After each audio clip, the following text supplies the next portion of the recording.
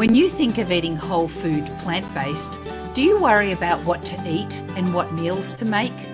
Fear not, because my next guest is going to show you how to whip up delicious, nutritious meals in minutes using her easy prepping system that will take all the stress out of dinner time.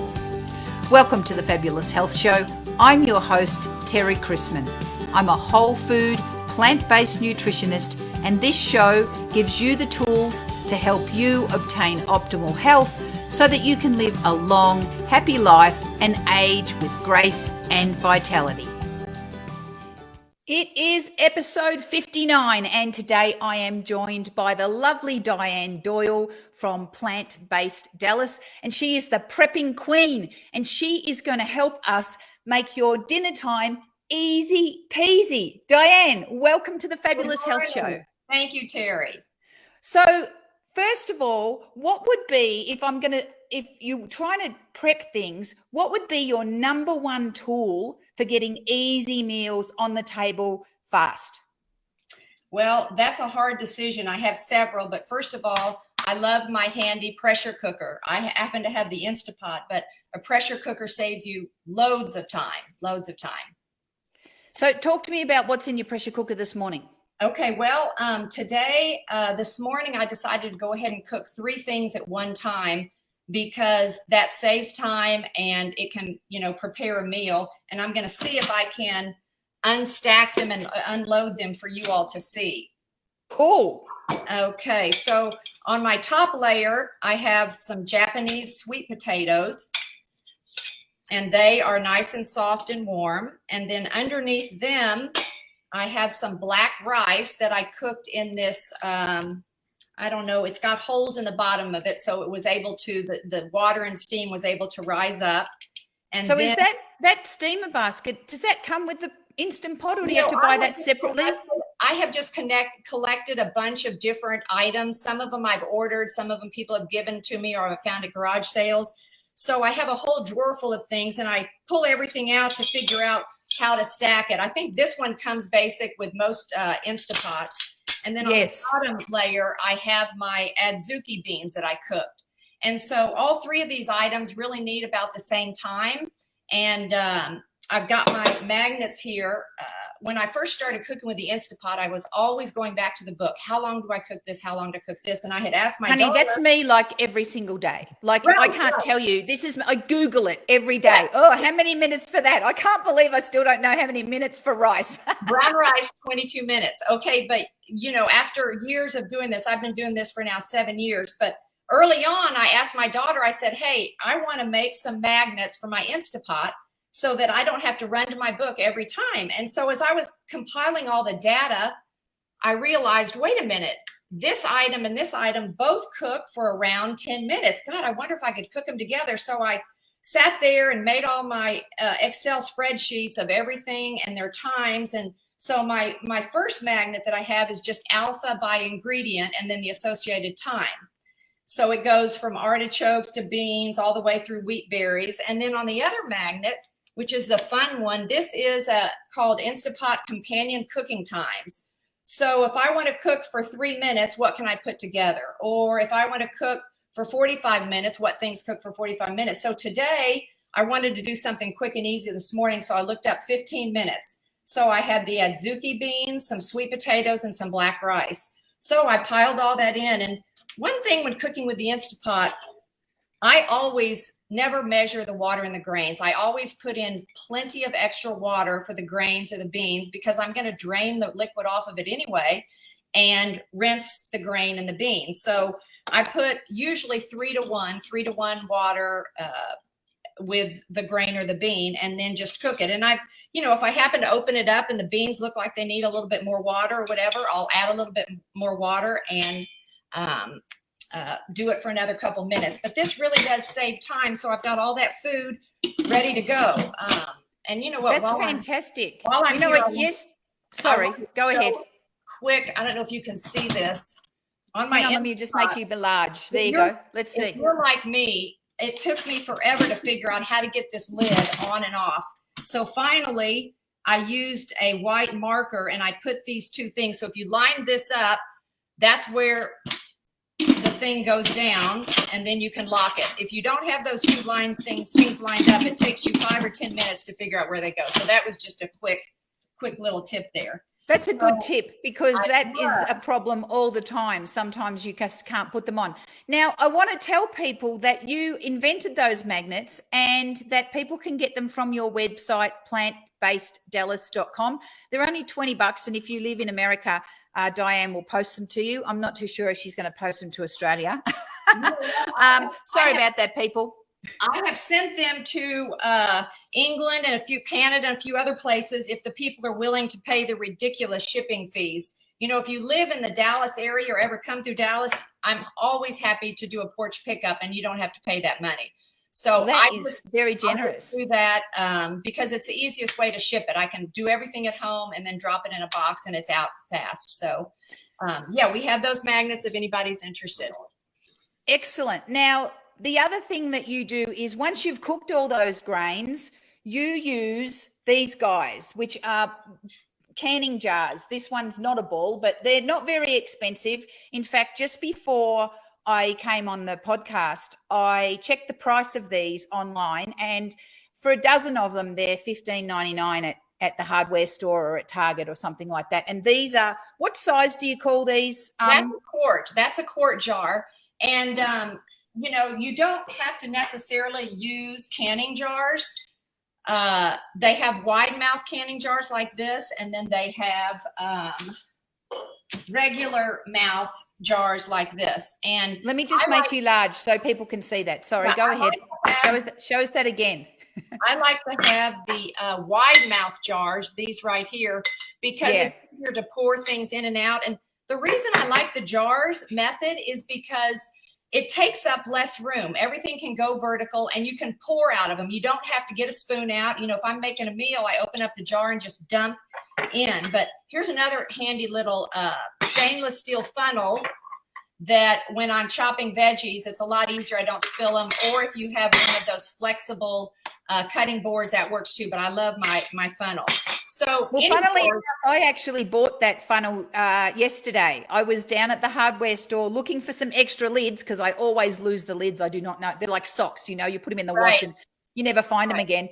And I found that funnel and I was like, oh my goodness, this is like changing my life. And when I was doing my prep yesterday with my husband, because I was using different jars too, let me just show you some of the jars I used. We already ate these. This is an old salsa jar, and it's got a tiny little lid. This is a peanut butter jar. Perfect. So I'm not purchasing these jars. This is a ball jar, like you say, a little tiny one. And this is my favorite jar. I've got to show you. This one here comes when I buy peppers. My peaches from Trader Joe's. Now, these are my favorite peaches from Trader Joe's. They've got no added sugar and they're just in their own juice. And I throw the juice out anyway. I don't drink the juice. And these jars are free because they come with the peaches. Right. So if you don't want to spend the money on jars, you can go and just save the ones that you already have. Exactly. No, that's a really good point. Really good point. So once you've cooked you've got in there grains today and beans today, then talk to us about how, actually, no, before you do that, I'm going to show people your pantry. Is that all right? Yes, but I don't want to intimidate everybody. You need to preface that with, that is a 7-year project, okay? That was not overnight. We've been plant-based for 7 years now, and that was definitely something that was day by day, week by week, month by month. But the picture on the left, this is the top one is my freezer. So when I cook a bunch of beans, if I cook way too many, I will put them in a jar. I drain them and rinse them and let them cool first. Don't ever put anything hot in the freezer in a jar.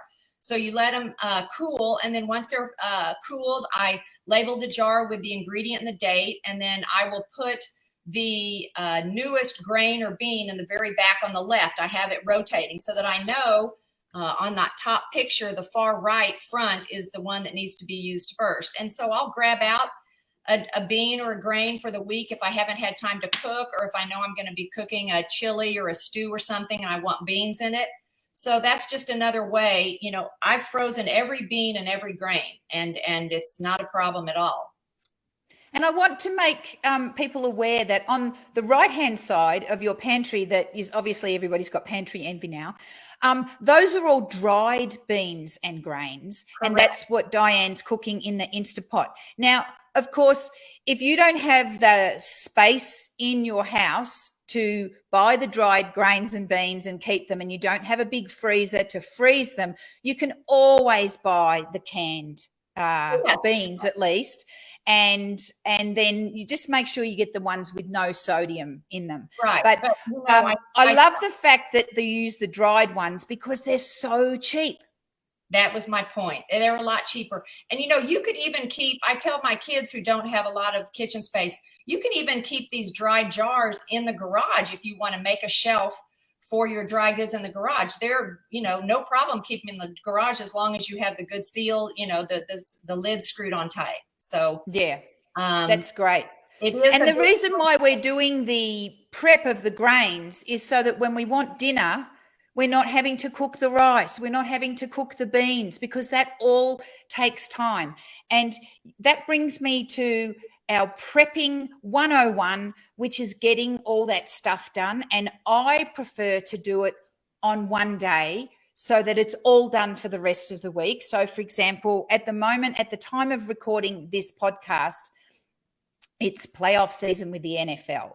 So yesterday, while the football was on, my hubs and I, we were chopping veggies and getting everything ready for the week so that when we wanted to have some lunch, everything was done. So, for example, I showed you I had the carrots here, and I have the zucchinis here, and I've got my, this is, oh, that's onions, but that's the light's not working with it. Anyway, onions there. So it's all good to go. And I'll just show people that picture again. This is on the bottom shelf here.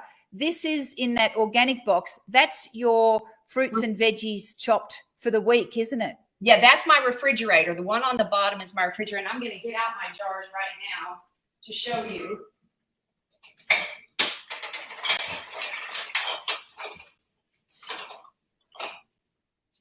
See, this is what I like. You've got them in a tray so that they're easier to take out. When either Pat or I makes a meal, we'll get out the big box of jars, and then each of us will prep whatever we want to make. If I haven't made something like a big soup that everyone's going to eat, and I would say that 70% of our meals come from right here. You know, I may cook 1 or 2 soups a week and have in the fridge. We have a lot of grandkids in the area, so I have to keep my refrigerator stocked for kids dropping by. But like today, I've got shredded raw pumpkin. I've got green cabbage. I've got the wonderful greens that you gave me. Can you believe that I chopped those up and they're still good? Here's one of my grains. That's a week ago, people. I know. And here's one of my grains. See, I can just pour this out. This is a blend of a couple different grains. And I even cut up the parts of the cauliflower that are green. I've got those. I've got a little bit of carrots left, more cabbage, my mushrooms, and, you know, cabbage, broccoli, cauliflower, that stuff will, all the cruciferous, that stuff will last 2 to 3 weeks, maybe even more in jars.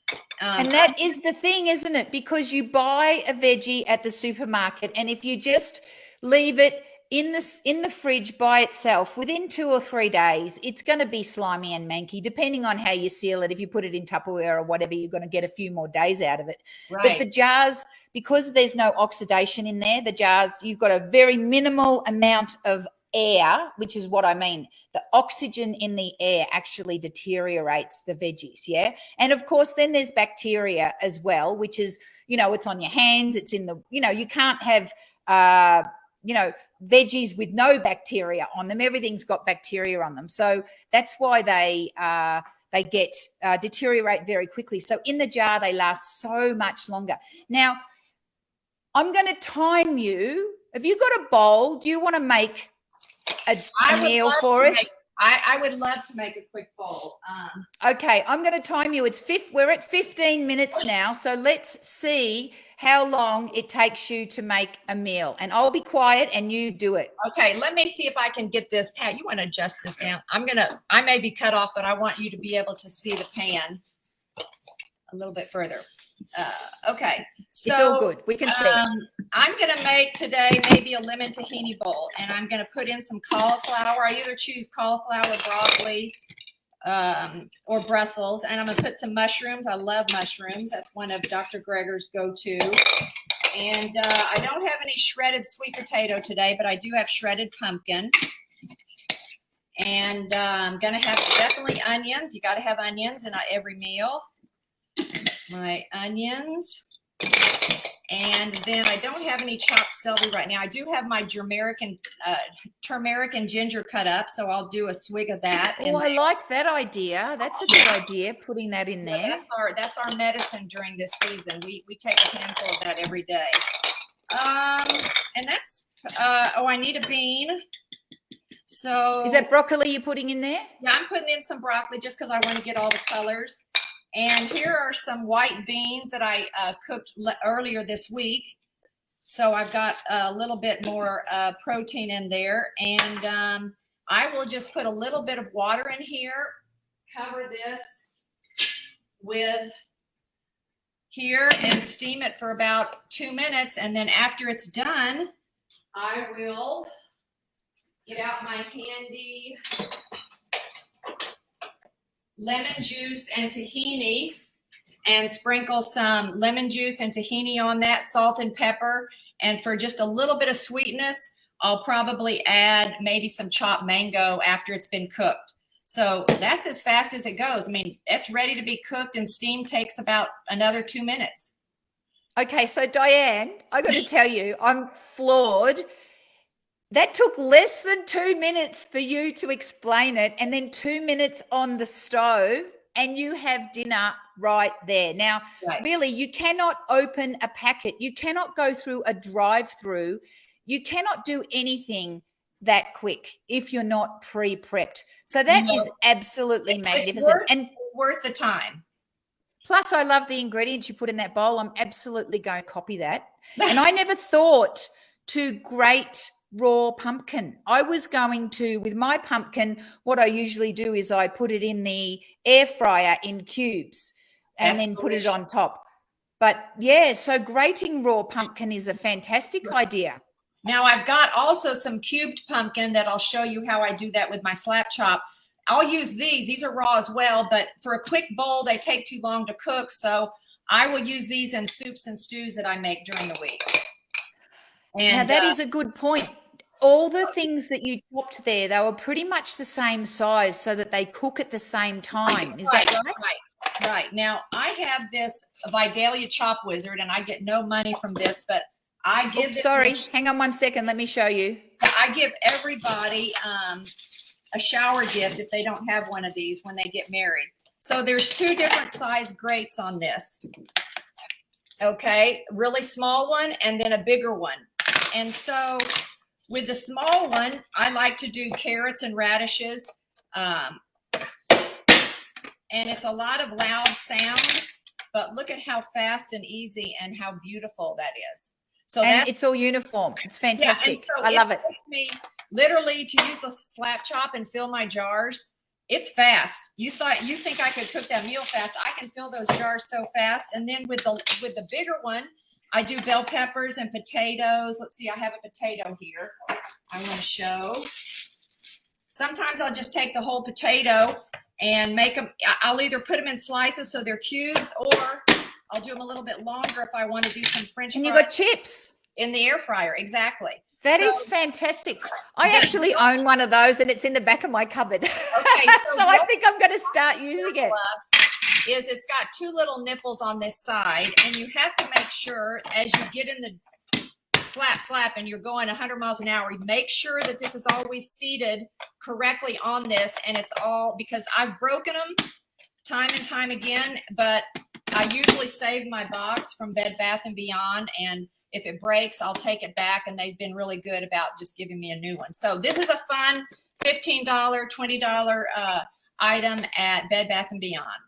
Fantastic. And one last thing real quick. We don't really use plates anymore. Most of our meals, this is everyday white porcelain Fitz and Floyd from Bed Bath & Beyond. And it's a big old bowl, and we fill this up breakfast, lunch, and dinner. And you can't believe how much food we eat, and we never gain a pound. It's wonderful. I'm so glad you showed me that bowl, because I've actually been looking for bowls that are big enough. My bowls are all tiny because I have dinnerware, and you know, you buy it comes plate, bowl, whatever. Right. And they're little tiny things, which are okay for cereal. They're okay for soup. But when you want a big meal, you want to have a big bowl. And if you put things on a plate, when you're mixing them all around, they go flying off the table. And, well, they do for me anyway, because I'm a mess. Yeah.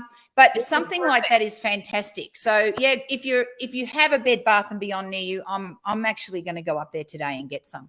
Yeah. So, all right. So this is all fantastic if you're doing all this prep by yourself. And I love it. And I do it myself, and it just saves so much time. But talk to me about the group that you've made, and just move your camera just a little bit so we can see your beautiful face, because at the moment your head's cut off. There you go.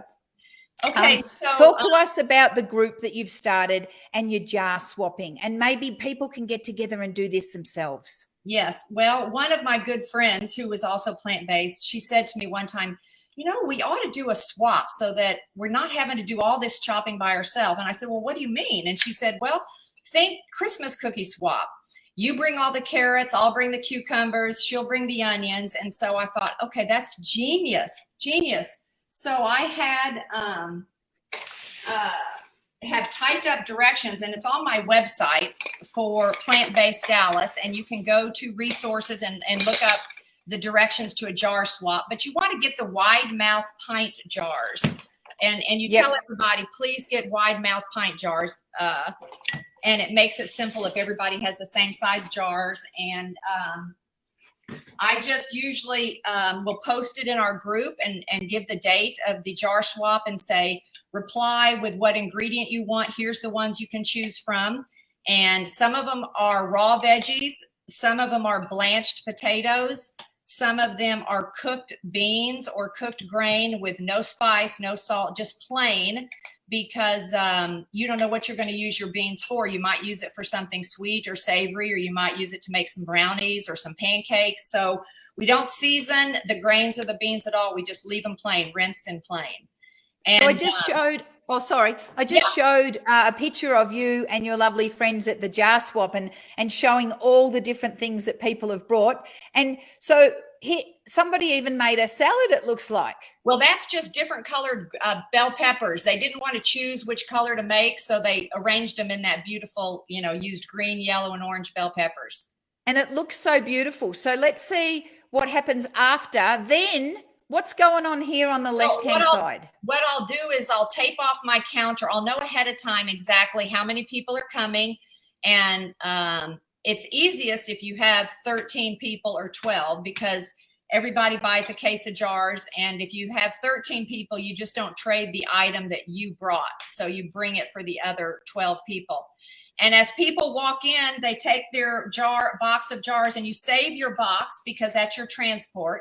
And you walk around the counter or the tables, however you have it set up, and you place a jar of your ingredient in each of the squares. So people are filing past, putting one of their jars in each of the squares. And I've got each square labeled with the person's name so that they know where their square is. And afterwards, after all the jars are spread out, people might trade. Someone may say, hey, I'm allergic to onions. Does anybody want to trade their onions for, anything? So people do a little bit of trading, and then, the jar swap is quick. It goes really fast. And I tell everybody, come, 5 minutes beforehand, and don't be late, because we are waiting. Everybody's waiting on you, and the jar swap just takes about 5 minutes. But people do sit around, or not sit around, stand around, and we talk about new things we've tried, or new recipes, or what they're doing, or just it's a good support group. And people talk about family members who aren't whole food plant-based, but yet what foods can they fix that they like. And it just works out well. a good little That gathering. sounds such a good thing. But you need to have 12 friends.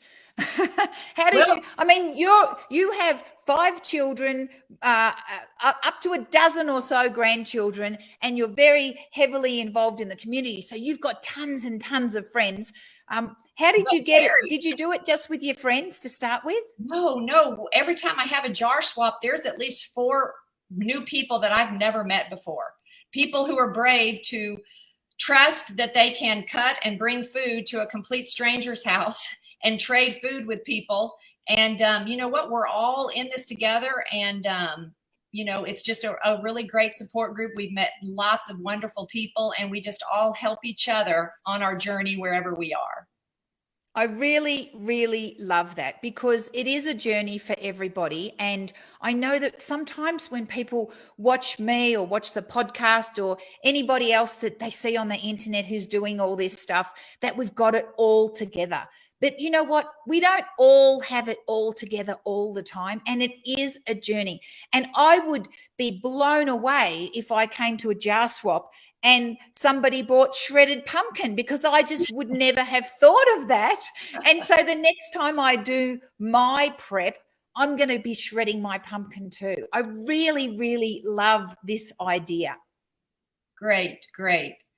Well, are there any other questions? Or I'm trying to think. I did want to just say, what, in addition to the jars, I'll cook a bean and I'll cook a grain for the week in my Instapot. And I'll always cook 3 or 4 sweet potatoes and probably a half of a bag or even a whole bag of new potatoes or russets. And then I'll have my greens, whether I buy a container or I buy some kale and chop up the greens and put the kale in a jar. I cut up fruit. I make squeezed lemon juice, because I use lemon juice a lot in salad dressings and just meals all the time. So I will juice lemon juice, lime juice, and sometimes even orange juice, and keep that in the fridge. And then I always make some sort of hummus for the week: basil hummus, regular hummus, red pepper hummus. And so those are the main things that I do to have in the fridge, because a meal can be as simple as getting some of those cooked potatoes that I cooked in the Instapot, getting out my hummus and eating potatoes dipped in hummus for a quick meal, or grabbing it and take it in the car. So those are some of the other things that we do to the time you spend, even though people say, I don't have that time. Well, oh, yes, you do. Is time that you're not at the doctor's office. The more foods that you can prep and eat from home and not buy at fast food or even at some restaurants is going to heal you. So that's our. And in fact, when I'm out driving with my husband and he says, oh, shall we stop for something? I'm always like, no, because it's never going to be as nice as something that I make at home.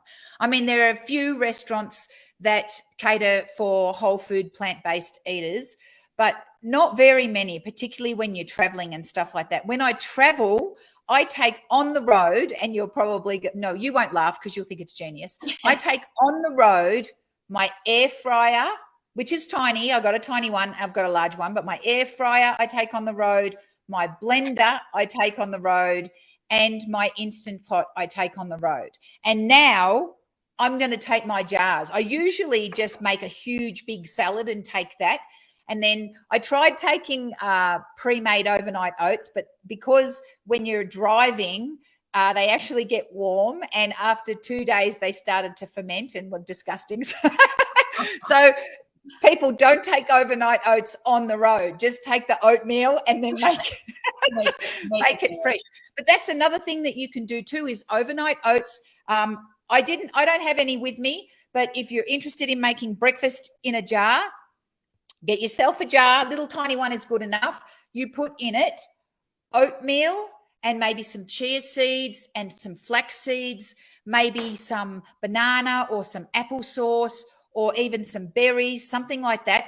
Top it off with water and then leave it in the fridge overnight. And then in the morning, just pour some of your plant-based milk on it to make it creamy, and some cinnamon. Actually, put the cinnamon in before. And then you've got instant breakfast that you can eat on the run. And you could probably, Dianne, how long do you reckon overnight oats would last in the fridge? Maybe 4 or 5 days if you don't put them in the car and drive around the countryside? Right. The other thing that I do with my jars is I make my breakfast bowls. So whatever grain I have, it doesn't have to be oats. It can be barley or wheat or spelt or kamut. I'll pour some of this in my big bowl, and I'll get a bunch of frozen berries, and I'll get some nuts, some flax meal, some cinnamon, sweet spices, and then I'll just cover that and microwave that for probably 2 minutes if the berries are frozen. But I also always add to my morning bowls red cabbage, because it doesn't really have a taste, and it takes on the flavor of the blueberries or the berries that are in there. So my morning bowls always have red cabbage chopped up in it. I love that you put vegetables into your breakfast. I think that's fantastic. I love having veggies for breakfast. The other day I had sauteed mushrooms, onions, peppers, kale, and what else did I have in there? Can't remember. And then I had it with hash browns, which I basically just bought those frozen hash browns that you get from Trader Joe's. And apologies to people who don't have a Trader Joe's near you, but if you do have a Trader Joe's near you, please go and check it out. And then all I did was the hash browns is I just put them on a pan. Oh, I just realized nobody can see me. All I did with the hash browns is I just put them on a pan, and then they just cooked. No oil, nothing else. I put some herbs and spices on there, and then veggies and potatoes for breakfast. You don't have to have cereal for breakfast, people. You can have veggies for breakfast. You can have soup for breakfast. You can have a big Buddha bowl for breakfast. It doesn't matter. It's all food, and it's all delicious. So, Dianne, I just want to thank you so much for coming on the show today. This was absolutely magnificent. I think this is going to help a ton of people get themselves prepped so that they can eat happy food. They can eat healthy food and maintain their health for the long term. So just before we go, please give yourself a plug. Remind people where they can get those lovely magnets for the Instant Pot, and tell people about your website. Okay, yes. The magnets, they come in a set of 2, and they're $20 for the set plus shipping. And you can go to Plant-Based Dallas, and that's my website. And I also have a YouTube channel and Instagram. Any other social media is all by that same name, Plant-Based Dallas. So happy to answer any questions. You can email me or text me. And if you're in Dallas, you can always do a porch pickup on the magnets to save the ridiculous shipping fees. Excellent. Thank you so much. Thank you for having me, Terri. You're welcome. That was Dianne Doyle from plantbaseddallas.com. Thank you so much for watching the Fabulous Health Show. You can check out all the episodes of the Fabulous Health Show if you go to fabuloushealth.net. You can binge watch them all. I'm also on YouTube at Fabulous Health. And if you want to take your health to the next level, why don't you check out my fantastic online weight loss course called The Quick Road to Fabulous Weight Loss. Have a fabulous day, and I'll see you next week.